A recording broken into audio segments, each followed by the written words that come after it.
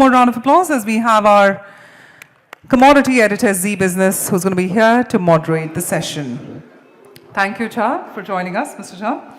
With that, allow me an opportunity to now call upon our eminent panelists. Starting with our first panelist, he started his career at Oz Export and later founded Antolia AS in 1989, growing into a leading company in the dry fruit industry. In 2017, Antolia acquired the Whitsworth Limited, where he serves as the chairman of the board. He's also one of the board members of the Aegean Dried Fruit Exporters Association. He's also the chairman of the Turkey Dried Fruit Exporters Association Sector Board. Since 2011, he's been a board of trustee member of the International Nut and Dried Fruit Council. Ladies and gentlemen, let's call upon none other than Osman Uzair. Come on, Mumbai, you got to bring in a little more energy. Thank you so much. Well, with that, allow me an opportunity to now call upon our next panelist. He's a partner at the Kalumal Moti Ram, a family-run business specializing in the import of dry fruits and spices. As the fourth generation to carry forward the legacy, he's somebody who's been an integral part of the business for over a decade. Under his leadership, the company has continued to uphold its reputation in sourcing the finest dry fruits, dry figs from Afghanistan. His deep-rooted commitment and expertise has played a pivotal role for the same. Let's call upon the partner of Kalumal Moti Ram, Mukul Khurana. As Mukul joins us, allow me an opportunity to now invite our next panelist. Our next panelist is a visionary philanthropist and a passionate entrepreneur known for his massive contribution towards the raisins industry since 1982. Known as the Dawn, or if we may say the king of raisins industry in India, with a keen eye of new innovation, development and strategies. He's somebody who has spearheaded the development of Indian raisins as a major product in the Indian dry fruit market. Calling upon none other than Mr. Ashok Bhavna from ABC Raisins India, Sangli, Maharashtra. And also allow us an opportunity to now call upon our final moderator. With over 15 plus years of experience in modern retail, he's somebody who's dedicated, passionate, and a result-driven professional. In his current role, he continues to leverage his diverse background and expertise to make a significant impact in driving category management, both with respect to merchandising and sourcing. Ladies and gentlemen, we're talking about none other than Dharmesh Thakur, Category Head Staple, Trent Hypermarket Private Limited. And since we have all of them on stage with us, we'd like to leave it in the able hands of Mr. Jha to take it forward. Over to you. Thank you very much, and welcoming you all in Mewa conference here.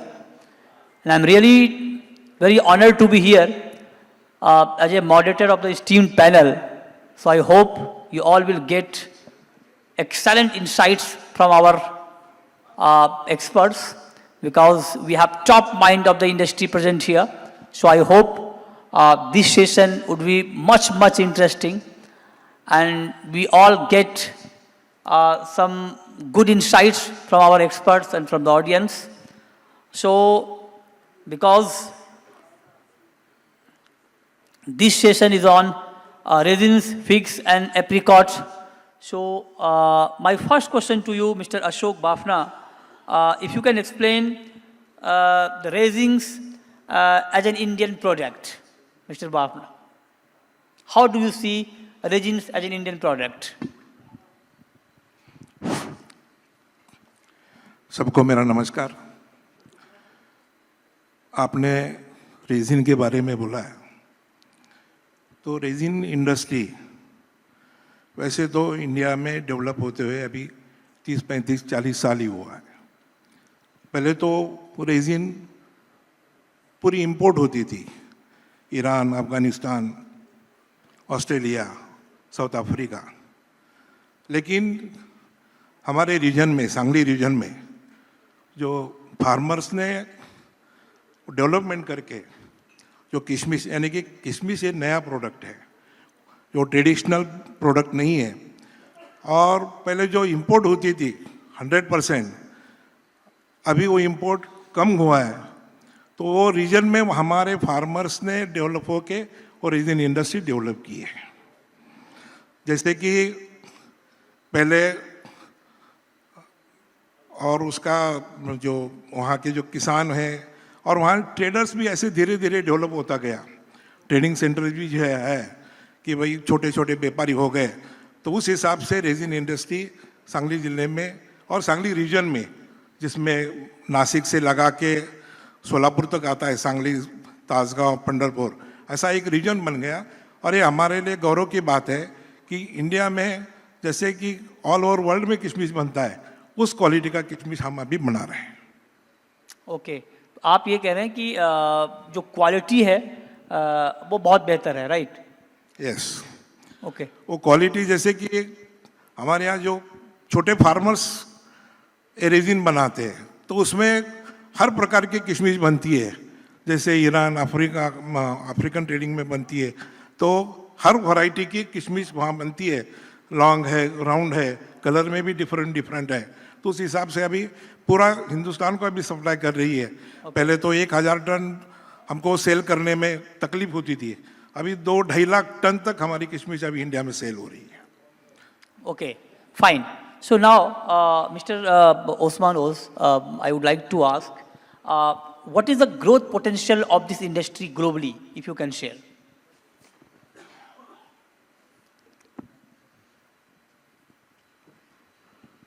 Sorry, Resins. can you repeat? Do you see there is a huge growth capacity, huge growth potential around the world in resin industry?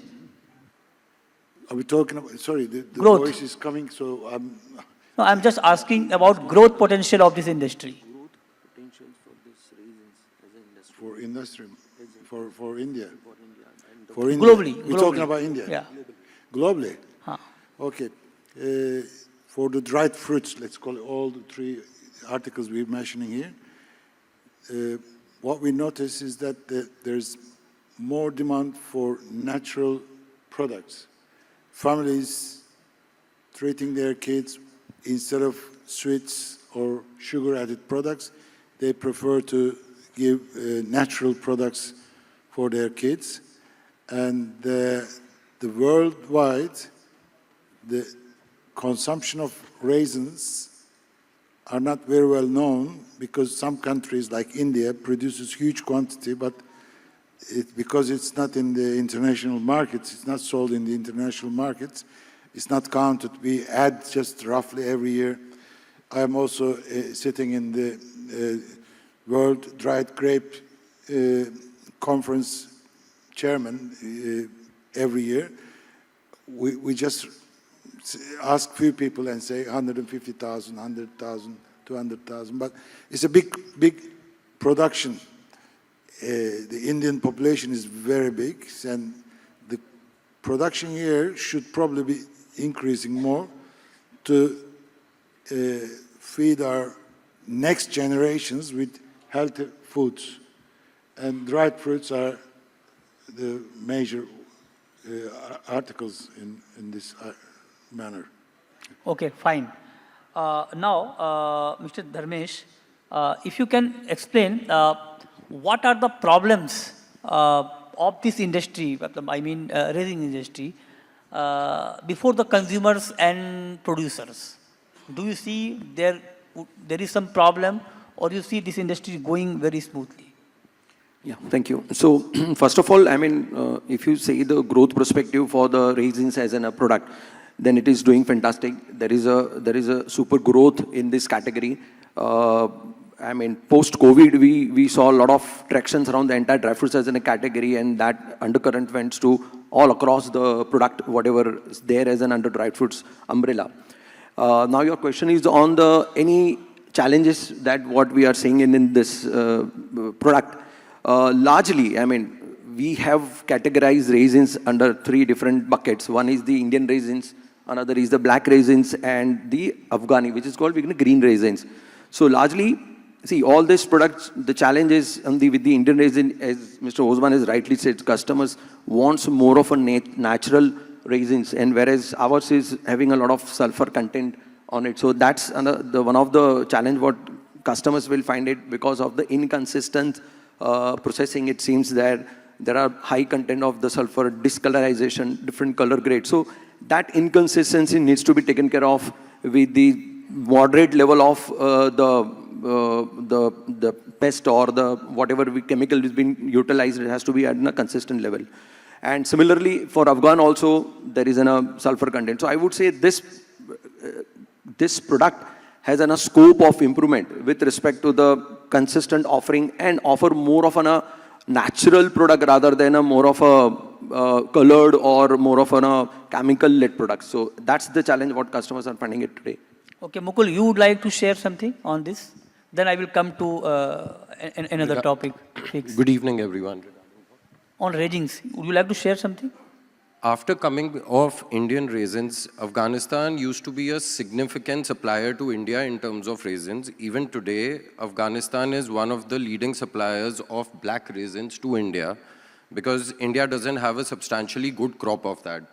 But the Indian raisins have picked up so much, and looking at the prices and everything, it has become very difficult for the Afghanistani product to get sold in the market because at the end of the day, the consumer doesn't care if it's from India or if it's from Afghanistan. Okay, fine. So now, Bhavna ji, आप जरा हमें ये बताएं कि इस industry में, चूँकि यहाँ बहुत सारे लोग जो आपको सुन रहे हैं, वो ये जानना चाहते हैं कि किशमिश जिसको हम रेजिन्स कह रहे हैं, इस इंडस्ट्री में ग्रोथ का पोटेंशियल कितना है? क्या इसकी डिमांड बहुत तेज़ी से बढ़ने वाली है आने वाले वक्त में? आपको लगता है कि इसमें जो लोग इस ट्रेड में जो लोग हैं उनके लिए बहुत ब्राइट फ्यूचर है? मतलब मैं ग्रोथ पोटेंशियल के लिहाज से आपसे पूछ रहा हूँ कि इस इंडस्ट्री का फ्यूचर आप क्या देख रहे हैं? इस इंडस्ट्री का फ्यूचर तो बहुत अच्छा इसलिए है कि पहले तो सब 100% इंपोर्ट होती थी, अभी 20% एक्सपोर्ट भी हो रही है।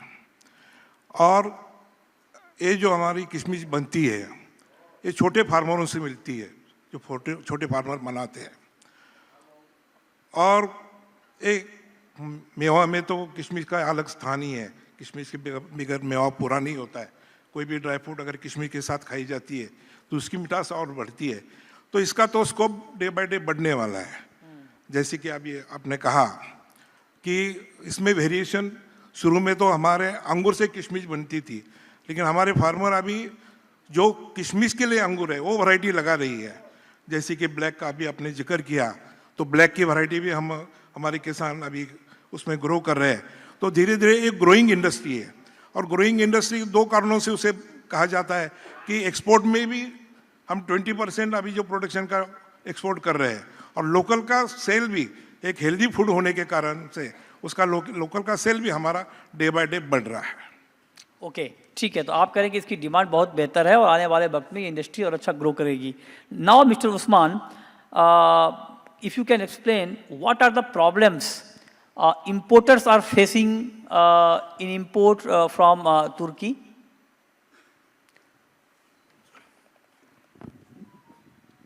Problems in raising imports. Do you see any problems importers are facing to import into raisins India, from Turkey? Yes, there's very high import duty. High import duty. Very high. So what type of duty you For want? raisins. What should be the duty structure? Well, as a tradesman, I prefer no duty. No duty. But the government has to make some money. It's also not just getting an income to the government, but also to look after their local farmers. So, but as I can see, Indian product is reasonably priced compared to other origins. For example, the Indian raisins are. But if government cut the import duty, farmers will suffer. No, farmers happy, I think. I don't know. You're right. But if they drop the duties, maybe some from other origins, cheap product may come in. I'm not sure. But the duty is the biggest problem at the moment. Duty is Because, problem? Yes. Okay. It's a different product, if you ask me. I've been in the business more than 50 years. Each country, like Afghanistan fruit is different. Indian fruit is different. Turkish is different. California is different. Okay. So I prefer free trade all the time, Fine. So, Mr. Dharmesh, do you really feel or do you really think India should consider on import duty? Or you think if Indian government will cut import duty and farmers will be, sufferer? Yeah, so my take on this, on the import, that obviously government is putting an import duty, taking into the consideration of the local trade also needs to be taken care of, and because we are now focusing more of on a vocal for local or something. So the duty needs to be there, but this needs to be, can be re-looked at, looking at the average selling price or the buying price from the origin. Can be worked out at the origin level where you can have the duty and you can reduce the production cost or processing cost or something, and then probably it will make affordable. As I said, dry fruits is in a aspirational category for all the customers, and our job is to how we can make it affordable to the customer. So that is what the journey is all about, and we have to look at all the elements while deciding the either a processing cost, your production cost, and the import duty. Okay, fine. Mukul wants to add something. Yeah, please. See, we have a duty-free agreement with Afghanistan. It comes under South Asian. But then also the consumption of Afghani raisins, leaving apart the black raisins, is not increasing. The green raisins is not increasing because India has become one of the largest producers of raisins, and they are so reasonably priced that you cannot beat them in the terms of price. Even if it's a duty-free agreement, if in case it happens or the duty comes down, I think it's going to be very difficult for Turkish raisins to come to India. Okay, so you think duty should not be cut down, right? Even if it comes down, it is going to be very difficult for Turkish raisins to sell in India because the Indian raisins are so reasonably priced. Right. So prices will go down further if duty will cut, right? Nothing will happen. Nothing will happen. Nothing will happen. Okay, so you Indian think raisins are already so reasonably priced. you think duty should be reduced, right? It is okay, even if it reduces, it doesn't matter. It would never make sense. Okay, Bhavna ji. Okay, yeah, please. I just try to add one point on what you had mentioned. Black raisins especially, so what we, in a modern trade, what we are seeing is that the Indian raisins, which we call as a golden raisin, or the growth is somewhere around 20-25%, which is growing. But of late, maybe a couple of years, what we are seeing, the black raisins is must be growing in a 50% or so. Although the base is low for that segment, but the growth, what we are seeing is enormous. So I think so it's a matter of time.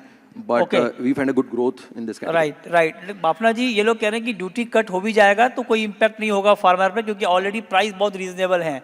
आपको लगता है कि ये small farmers के interest में होगा, या आपको लगता है कि ड्यूटी कट होने से स्मॉल फार्मर्स को बहुत नुकसान होगा? मैं फार्मर्स के पॉइंट ऑफ व्यू से आपसे पूछ रहा हूँ कि उसके पॉइंट ऑफ व्यू से क्या होना चाहिए, व्हाट शुड बी डन? नहीं, अभी क्या है कि ये इंडस्ट्री नहीं है, 40-50 साल हो गया, लेकिन मेन इस 10 साल में ग्रो हुई है. तो प्राइमरी स्टेज में उसको सपोर्ट करने के लिए, जिससे अपने फॉरेन करेंसी भी बचती है, कि यहाँ के किसान की जो गांव के छोटे गांव में किसानों को आर्थिक सहायता करती है, अनऑर्गेनाइज लेबर प्रोवाइड करती है, महिला को जो हर किस्मिश हैंड पिकअप से होती है, तो महिला सशक्तिकरण के लिए भी है, यानी कि इंडियन इकोनॉमी को वो सपोर्ट करती है. उस कारण से ड्यूटी अभी तक रहनी चाहिए. WTO को कहने से आगे आगे जैसा होगा, लेकिन वहाँ तक उस रेस में आने के लिए थोड़ा हमको टाइम लगना है, इसलिए वो ड्यूटी चाहिए. और अभी जैसे कि ब्लैक रेजिन में कहा, तो हमारे यहाँ भी किसान नई वैरायटी लगा रहा है, किशमिश के लिए वैरायटी वो बना रहा है, उसके ड्राइंग प्रोसेस बना रहा है, बड़े बड़े ड्रायर लगा रहा है. तो आने वाले इसमें जब हम उसी लेवल पे आ जाएंगे तो ड्यूटी हमको कोई फर्क नहीं पड़ेगा. लेकिन फिलहाल अगर ग्रोइंग इंडस्ट्री है, उसको सपोर्ट करने के लिए ड्यूटी की आवश्यकता है. Okay, fine. So these are the issues before the raising industries. But one thing, very clear that this industry is very growing and there is huge growth potential for this industry. So we hope for the best. Now we come to the another topic, figs. Mukul, just if you can give us some insights, how it is grown, how does it come to India? If you give some backgrounder, then we'll go on another question. Sir, figs is a very new crop. 25 years ago, not even 1,000 metric tons used to come to India. And now we are seeing somewhere around 29,000 metric tons getting consumed. We have come a long way. These are usually grown by small farmers in the hills and the rocky terrain of Afghanistan, where availability of water is a major concern, lack of infrastructure, and everybody around me knows what the situation of Afghanistan is right now. They don't have a proper government. The farmers are not incentivized to grow. So this is the way they have to dig deep to get the water. And it is a very difficult process as the whole terrain of Afghanistan is very, very bad and it's all rocky with lack of water. Okay, fine. So now, Mr. Osman, if you can give some global perspective on figs. What is the market size globally and what is the growth potential for this segment? Well, figs used to be consumed just between growing time of September and December, back 60, 70 years ago, just before Christmas period. But nowadays, the figs are consumed 24 hours, 12 months a day. When I say 24 hours, because now there's online shopping. You can shop at any time. So Turkey has been the leader of the production and still is the leader of production. We produce 80, 90,000 tons a year. The other countries around Mediterranean Sea, Spain, Italy and Greece, they have small crops, usually consumed in local markets. And Turkey is the biggest exporter. Now I hear that Afghanistan, the second runner-up, and which is very nice to hear. There are different products. They are still figs, but because of the soil and the area, the Turkish figs are very tender, very thin skin compared to other origins, Okay. even to Italy. So the consumption of figs is just limited. The total sales all around the world is not more than 100,000 tons. Right, Dharmesh, do you see any consumption or logistic problem before the figs industry? So fig is definitely is another category which is growing, and the fig is if you see in a modern trade perspective. So we have a on-the-shelf sale also, and also through the shop-in-shop concept where you are selling it in loose.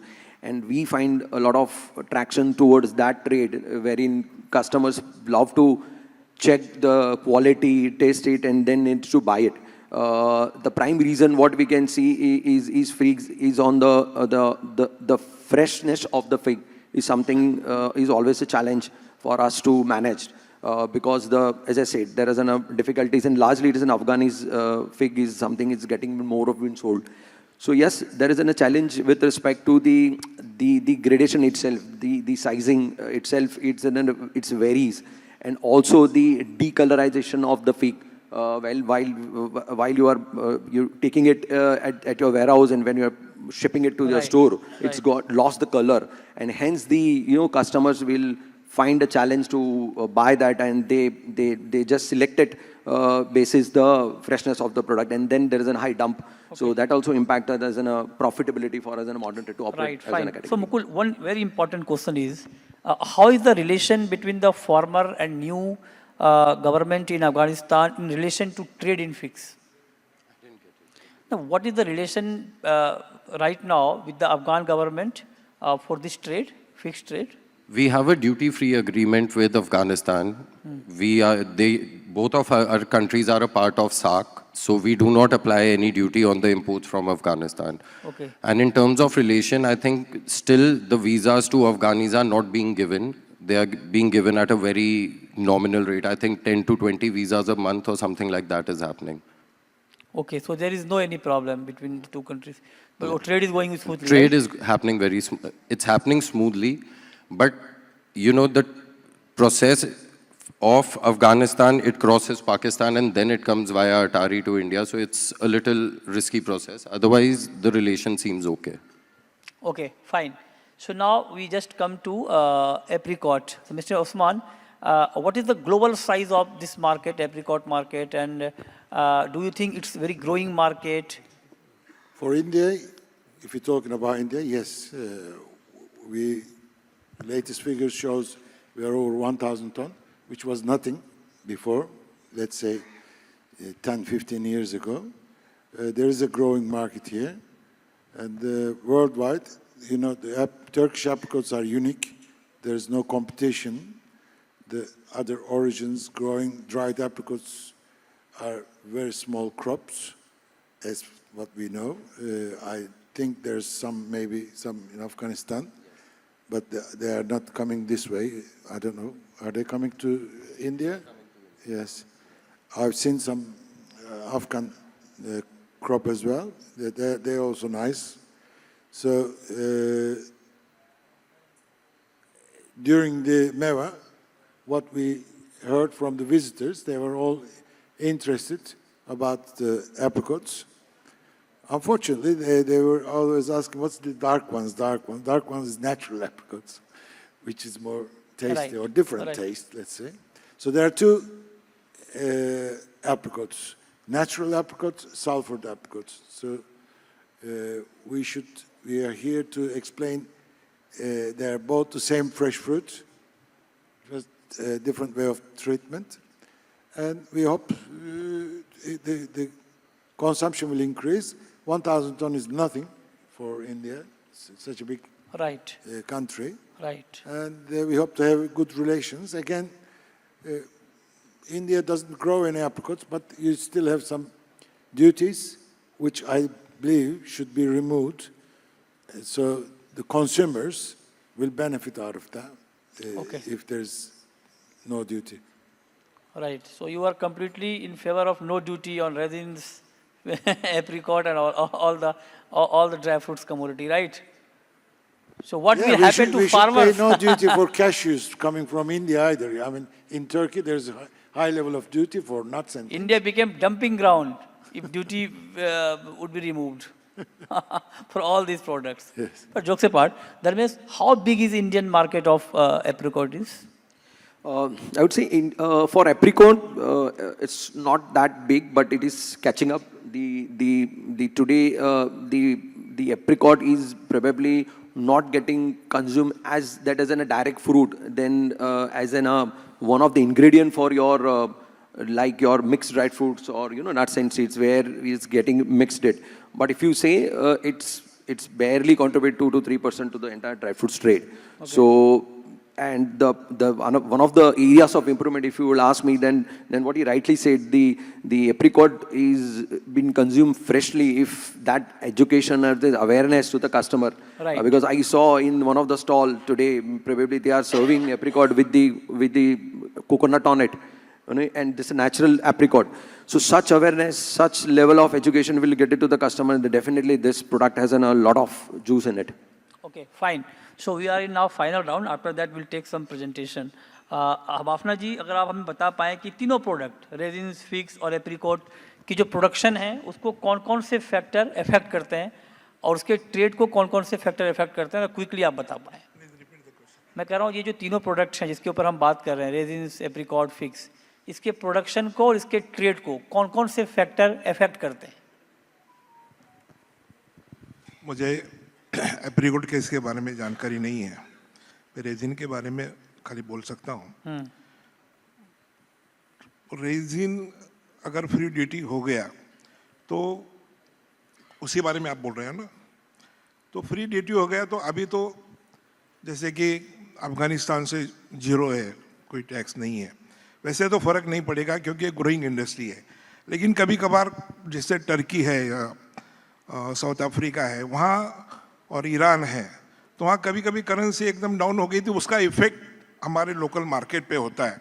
तो उसको एक stable उसकी guarantee आने तक, जो बोलते हैं कि रेस में अगर एक साथ तो अपन थोड़ा लेट चले, तो इसके लिए उसका एक प्रोटेक्शन होना जरूरी है। आज के तारीख में हम एक्सपोर्ट कर रहे हैं, इसका मतलब कहीं ना कहीं हमारा प्रोडक्ट चल रहा है, और भी हमारे जैसे कि और भी एक्सपोर्ट में भी और भी पॉसिबिलिटी बढ़ने वाली है। लेकिन फिलहाल जो साउथ अफ्रीका है या ईरान है, अगर उनकी करेंसी कुछ प्रॉब्लम आ गया, कुछ हो गया, तो उसका एक इफेक्ट होता है। इसलिए हमारी प्राइमरी इंडस्ट्री उसको एक सशक्त होने तक उसमें ड्यूटी होने की आवश्यकता है। Okay, fine. So now I request those who have PPT, please present your presentation. You have, sir, Mukul, you have? Yeah, please. Whose PPT is first? I don't know. I would.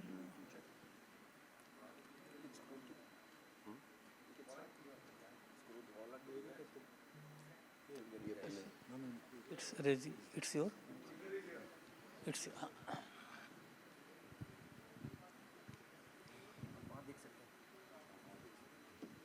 चालू करने का चालू है, आप देख सकते हैं। Yes. आप वहाँ देख सकते हैं। हेलो, एक्सपोर्ट ऑफ रेजिन, जैसे कि रेजिन जो है अभी हमारे से मेरे ख्याल से 1800 से 2000 कंटेनर अप्रॉक्स रुपीज़ में अगर कन्वर्ट करें तो 400 करोड़ का एक्सपोर्ट, यानी हमारी 4000 करोड़ की इंडस्ट्री है, उसमें 400 करोड़ का एक्सपोर्ट होता है। उसका आलेख आपने दिया है कि 2024 में आज इतना एक्सपोर्ट हुआ है। नेक्स्ट यही है ना,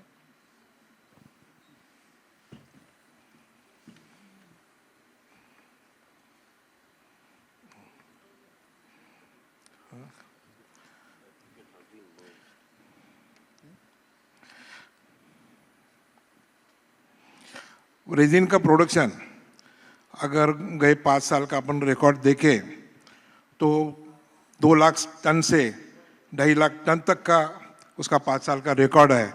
day by day resin production बढ़ ही रहा है, इसका एक रुपीज़ में कन्वर्ट करें तो एक 4 से 4.5 हज़ार करोड़ की इंडस्ट्री ये हो रही है।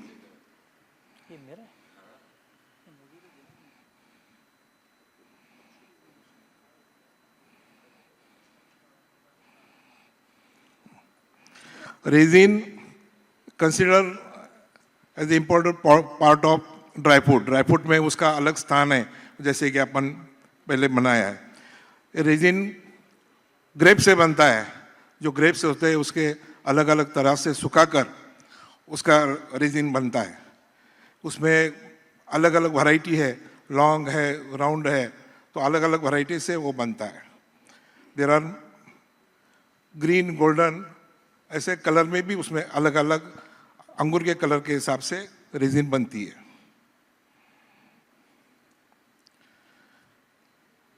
जैसे भी रेजिन को अपन ने देखा है कि हेल्थ बेनिफिट उसमें बहुत ज़्यादा है, और इम्यूनिटी बढ़ाता है, ब्लड शुगर अपने को कंट्रोल करने में मदद करता है, और स्किन हेल्थ में भी है, जो डाइजेशन सिस्टम इम्प्रूव करता है, हार्ट को भी, यानी कि जनरल अगर अपन गूगल पे जाए तो रेजिन का इतना महत्व है कि सब ड्राई फ्रूट से ज़्यादा रेजिन का महत्व है। आयुर्वेद में भी उसको एक वनस्पति के रूप में उसको माना जाता है कि एक हेल्दी फूड है, इसका प्रचार होना जरूरी है। क्योंकि पहले भी पुराने ज़माने में वैद्य लोग जैसे भी है, अगर बीमार हो गया तो उसको रेजिन की आवश्यकता होती थी, वैसे ही अभी ये रेजिन ईजी और इंडिया में उपलब्ध हो रहा है, तो इसका प्रचार होना भी जरूरी है। एरिया ऑफ रेजिन एक सौभाग्य की बात है, ये हमारे महाराष्ट्र और कर्नाटक बाउंड्री, इसी रीजन में ये रेजिन पैदा होता है, और हम इसमें जो ट्रेडर्स है एक फैमिली की तरह हम ट्रेडर्स हैं। हमारा पूरा जो टर्नओवर है वो इसी रीजन में होता है, जैसे कि सोलापुर, सांगली, नासिक और पंढरपुर और बीजापुर। और इसमें जो अलग अलग सेंटर के हिसाब से उसको वहाँ छोटे फार्मर्स जो हैं इसी एरिया के, वो किशमिश बनाते हैं, तो उसको उनको भी एक इकोनॉमी के हिसाब से उसको बूस्ट मिलता है।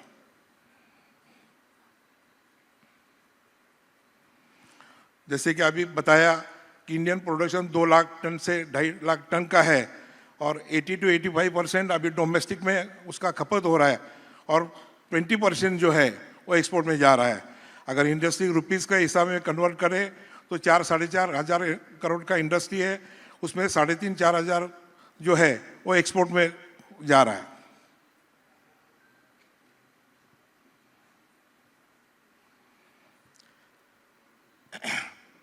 जो एक्सपोर्ट हो रहा है, जो 1500 से 2000 कंटेनर, अगर गए 5 साल का रिकॉर्ड निकाला तो एवरेजली 1500 से 2000 कंटेनर एक्सपोर्ट हमारा हो रहा है। मेजर एक्सपोर्ट जो कंट्री है, Morocco, Russia, Romania, Saudi Arabia, Vietnam, Sri Lanka, Indonesia, Malaysia and Poland, ये मेजर कंट्री है। और भी छोटे छोटे कंट्री को भी जा रहा है।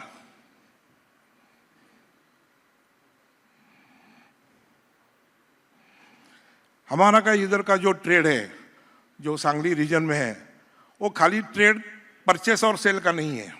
यहाँ का हर ट्रेडर जो किसान से माल लेके उसमें वैल्यू एडिशन करता है, वैल्यू एडिशन करके उसको क्लीनिंग, सॉर्टिंग, नीटिंग, ग्रेडिंग, अभी तो ड्रायर और से इसी करके कि वो फिर मार्केट में जैसी ज़रूरत है, जैसे ग्राहक को चाहिए वैसे बना के देता है। खाली परचेस और सेल्स नहीं है, उसमें वैल्यू एडिशन करता है।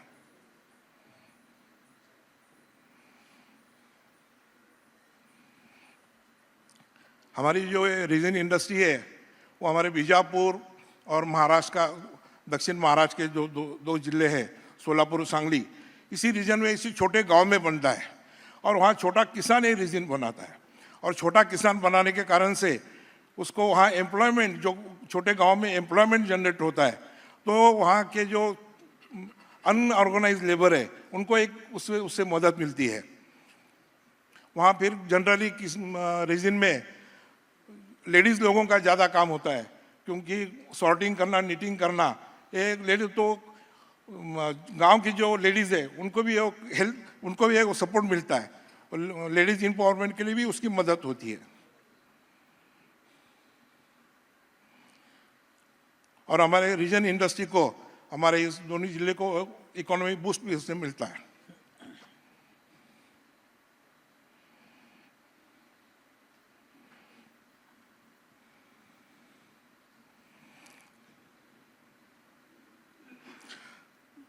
जैसे कि मैं स्टेज से आप सब लोगों को आह्वान करता हूं कि रेजिन एक नेचुरल बूस्टर है हेल्थ के लिए।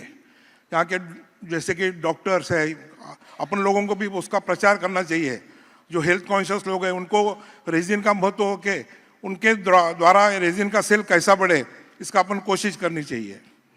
और गवर्नमेंट को भी, और अपेड़ा अगर होगा तो जैसे भी है, मैं उनको आह्वान करता हूँ कि इसका एक स्टैंडर्ड करके कि ये रेजिन इतनी अच्छा प्रोडक्ट है, वो हेल्दी प्रोडक्ट है, उसका प्रचार होने के लिए उसका मिनिमम स्टैंडर्ड नक्की करके, जैसे कि कैलिफोर्निया रेजिन का आज गवर्नमेंट एडवर्टाइज करती है, वैसे ही अगर इंडियन रेजिन का भी एडवर्टाइज करना जरूरी है।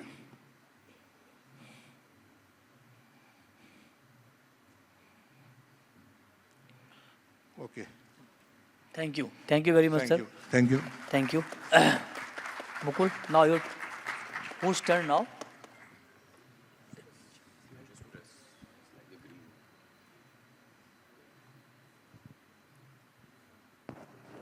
Yeah, it's your. Good evening, everyone. So I'll be talking about अंजीर. This is a very new crop. आज से 20-25 साल पहले इसका कंजम्पशन बहुत कम होता था. And let's go to the beginning where it all begins. Figs are usually handpicked at the peak of ripeness. इसका क्रॉप आना शुरू हो जाता है जुलाई के आसपास. जुलाई से जब अंजीर होती है, The farmers start hand picking it, and then they put it in their jute ropes, and they put it in the sun for it to dry. Proper drying is very important, because if the proper drying is not done, then eventually the goods will get rotten. This is a small glimpse of how the drying process and everything happens in Afghanistan. You can see mud houses, lack of infrastructure, and there are no factories of sorting or everything. It's all done manually, by hand, by labor. To Afghanistan, the whole of Afghanistan doesn't produce figs. It is mainly grown in regions of Kandahar and Balak. Because of lack of availability of infrastructure and everything, they are only reliant on rain and snow, which predicts the next year's crop. And it is very prone to crop infestations because the use of pesticides and other things are not easily available. Because of lack of infrastructure, the main import happens from August till January, because they don't have warehouses or proper storage channels to keep it over there. After drying, these are sorted on the base of size and quality and put in 10 kg or 16 kg cartons, which are not properly sealed, because if they are properly sealed, then the quality of the figs turn bad and their color changes. And they come from Afghanistan through Pakistan, reach Atari, and are usually cleared there. After coming up of Chabahar port in Iran, a little bit quantity has started coming to Nhava Sheva as well. These are then got into the local market. They are put in cold stores, and upon the arrival, they are given to the wholesalers and retailers. आप सबने देखा होगा जैसे Delhi market के अंदर auction होता है और वैसे ये सारी चीज़ें होती है. After the coming up of D2C brands, these are now being packed in 250 grams also, which is a consumer-friendly packaging. India is mainly reliant on import because India itself doesn't produce these figs. These are a different kind of figs. These are not similar to the Turkish ones because the Turkish ones don't have a rope inside. After the major key factor was COVID. COVID has significantly increased the sale because people have become health conscious and they are prioritizing nutritious food. The consumption of Afghanistan figs have been increasing by 18 to 20% every year because they are rich in dietary fiber, vitamins, antioxidants, and it helps in improving skin health. Figs are used in food industry, as many people who have sugar, they have shifted to having fig-based pastries and everything. It's incorporated in herbal medicines and everything, and their extracts are nowadays being used in cosmetics also. This is another slide showcasing the health benefits. Rich in dietary fiber, aids digestion. It's a good source to boost overall immune system to fight diseases and infections. These are the numbers. As you can see, in 2020, we were at 17,500 metric tons came to India. We were able to consume that. There was a relative increase in 2021, which came to 22,000 metric tons. 2022 was a disaster. The crop fell down to 14,700 metric tons because there was massive flooding and unseasonal rain, as still Afghanistan doesn't have those weather patterns like California. They cannot predict what is going to happen, and the whole crop was damaged because of the rain and the floods. 2023, we saw a massive jump because उस साल मौसम अच्छा था वहाँ पे बारिश अच्छी थी, बर्फ अच्छी पड़ी हुई थी. एक बहुत बड़ी क्रॉप हमने प्रोड्यूस की थी. 29,000 मेट्रिक टन की क्रॉप हमारे को लगा नहीं था हम कंज्यूम कर पाएंगे. But by the time we started reaching April, May, June, we ran out of quality goods even in 2024. We didn't have anything to offer unless and until the 2024 crop started coming in. And till 31st December 2024, only 21,000 metric tons have been consumed in India. If you can see, we were able to finish the 2023 crop, but 2024 crop looks shorter than the 2003 crop because it was infected by the fig tree was infected by some pest and some fungus which made the raw fig fruit to fall from the tree. So we are looking at a slight shortfall in 2024. Thank you. Thank you very much, Mukul. Wonderful presentation. Now, Mr. Usman. Yeah.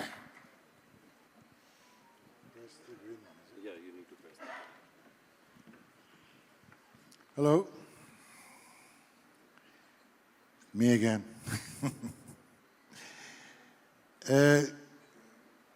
I am representing Turkey for all these dried fruits, apricots, pistachios, sultanas, and dried figs.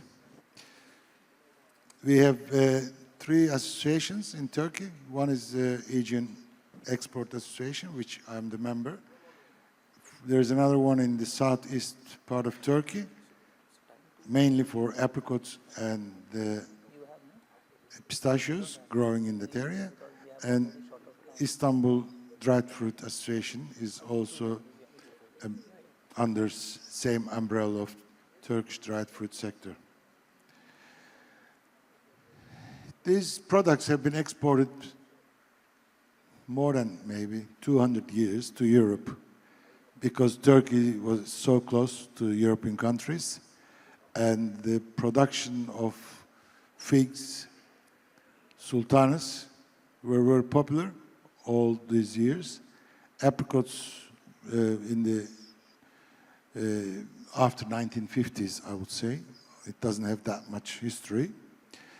And last year, during 2024, we have exported 1.86 billion US dollar worth of product over 160, 150 different destinations. When we look at the sector, we are leader of all these 3 items: sultanas, raisins, dried figs, and dried apricots, the world's biggest exporters. Unfortunately, we don't consume as much as you do in India, the raisins. We produce 300,000 tons of raisins, only consume about 50,000 of it. The rest is exported. Figs also same, apricots also same. I think it's the climate where we are. It's rather warm, and in the warm weather you don't feel like eating too much sweet. Our products all sun-dried. We have no artificial drying. It's too expensive and not environmental friendly anyway. Natural sun-dried products. But our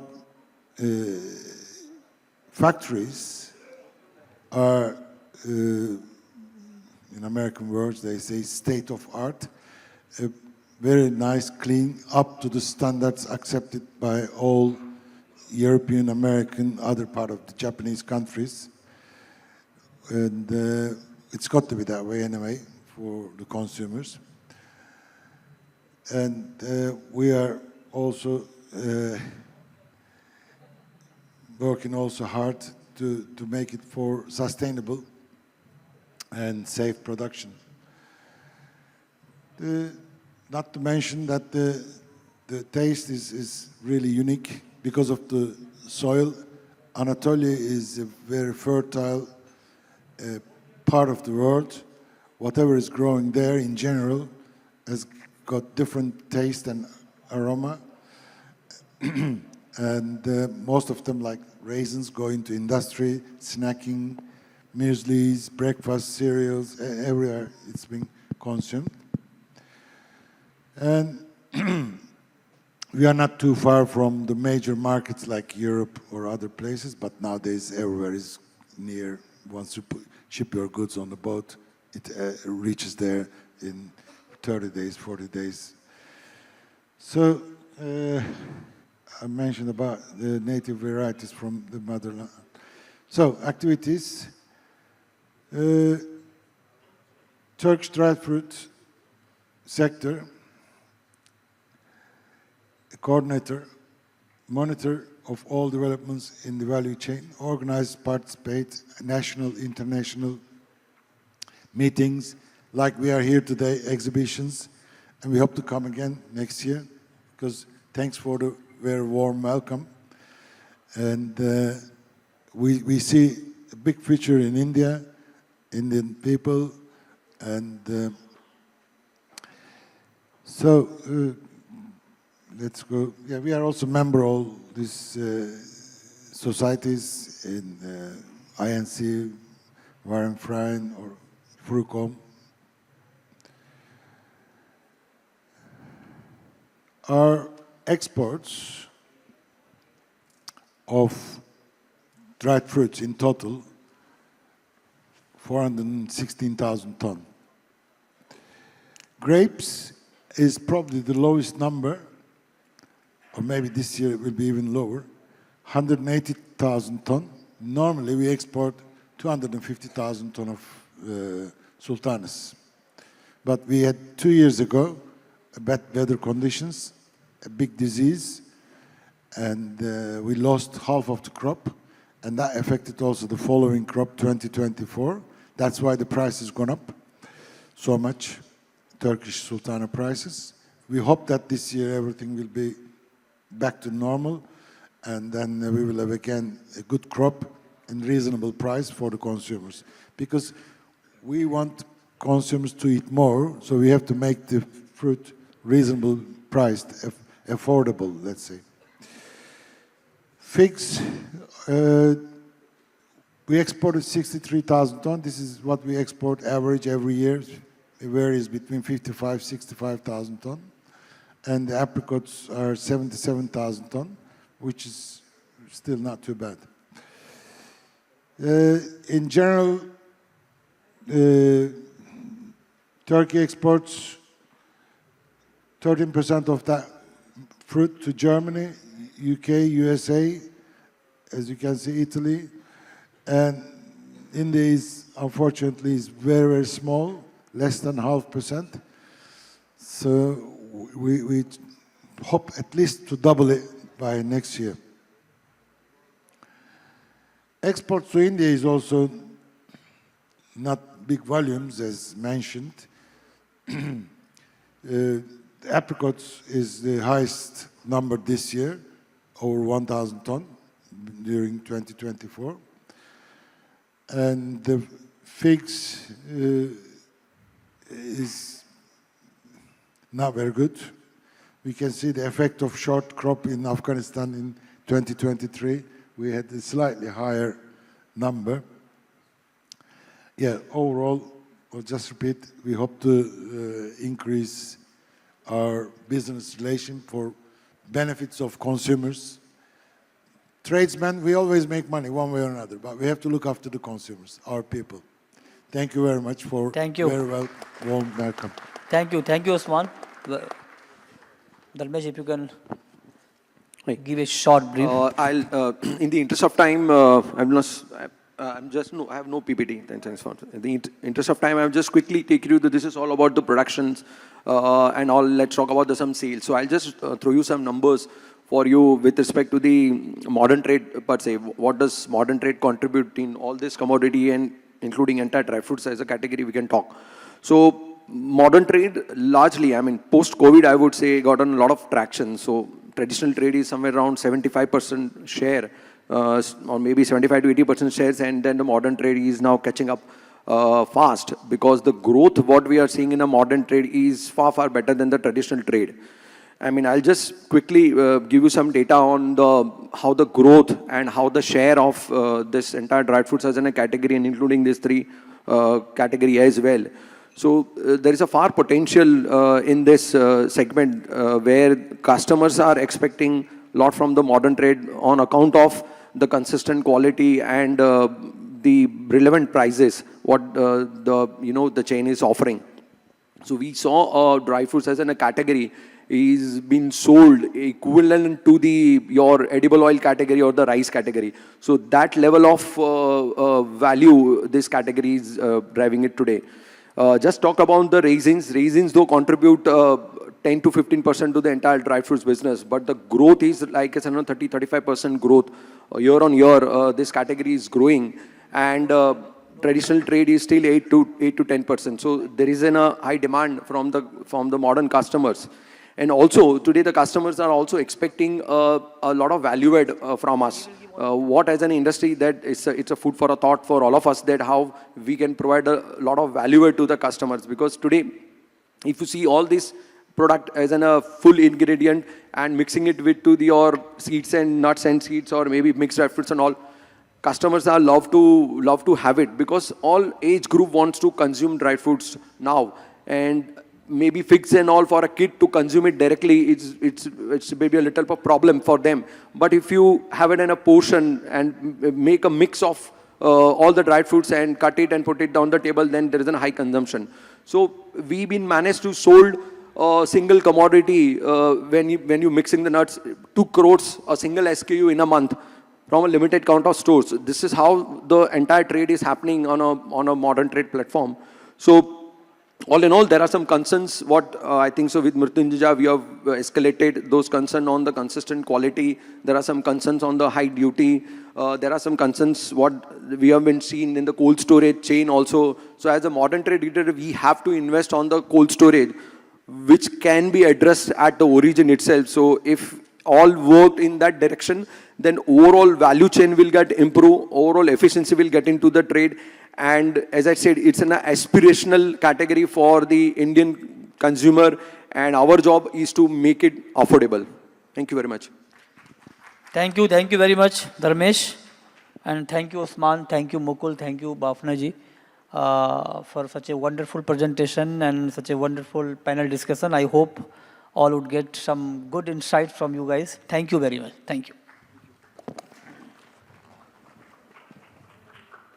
Thank you so much. Ladies and gentlemen, let's give them a bigger round of applause for what deemed to be a fantastic panel curated by Mr. Mrityunjay Kumarja. We just request all our eminent panelists to please step forward, allow us an opportunity to capture you all in one frame. And of course, if we could invite Raju Mutha, the governor of Delhi of NDFCI, to please join us on the stage to help us with the felicitation. Do we have Mr. Raju Mutha? I believe not. Allow us an opportunity to put that on a hold and confirm with you shortly. But till then, ladies and gentlemen, a bigger and a mightier round of applause for all our eminent panelists. With that, if I may request, Rajiv, if you can help us with the felicitation. Rajiv, of course, has been one of the founding members of NDFCI, and I couldn't escape the opportunity of requesting him to join us and help us with the felicitation. Can we get the token of appreciation now being passed on the stage? First up, of course, Mrityunjay, thank you so much for joining us. We request Rajiv and Mrityunjay in one frame. And let's give him an iconic round of applause. What a fantastic journalist he's been, and today he's been the moderator of this conversation. Thank you, Mr. Jha, for joining us. Of course, a lot is happening when we call upon Osman. Osman, thank you so much for your knowledge and for all your expertise. Let's give Osman a warmer round of applause as we thank him for his valuable time. Ladies and gentlemen, a bigger round of applause for Osman.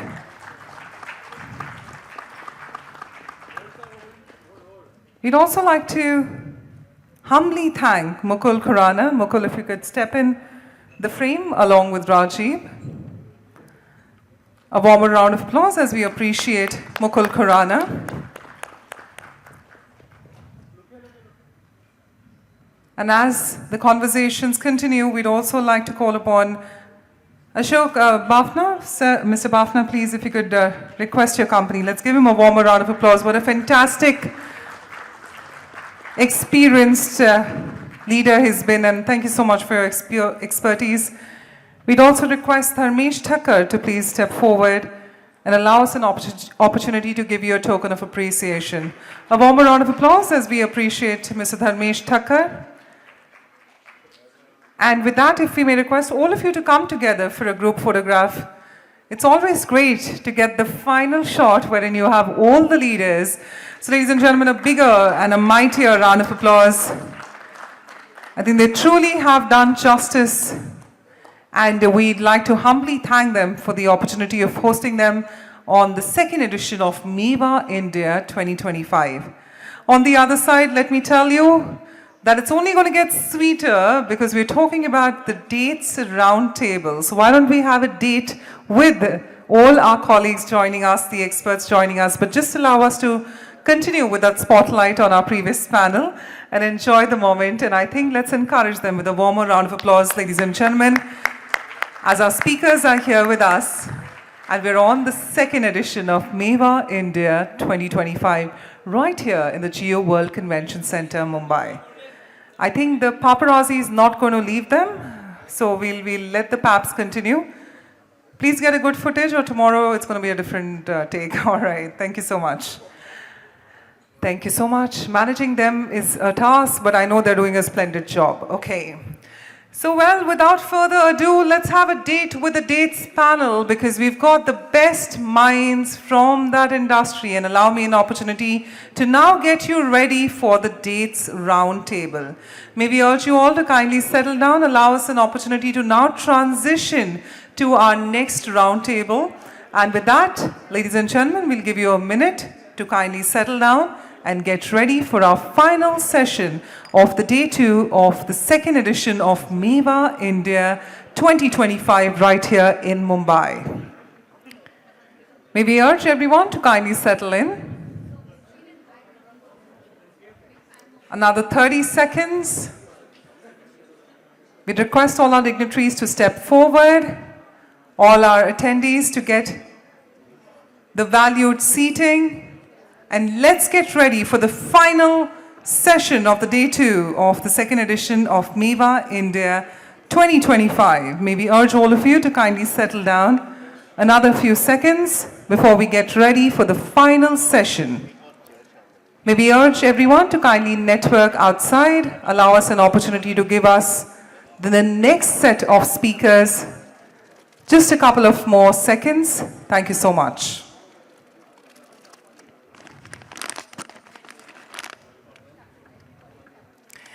So, well, ladies and gentlemen, without further ado, let's quickly go on to the final session of today. Well, for our moderator, it's indeed an honor. She's somebody who's a credible face on Indian media, who covers the domestic as well as global commodities and currencies. She's been following the space for more than a decade, and she covers agriculture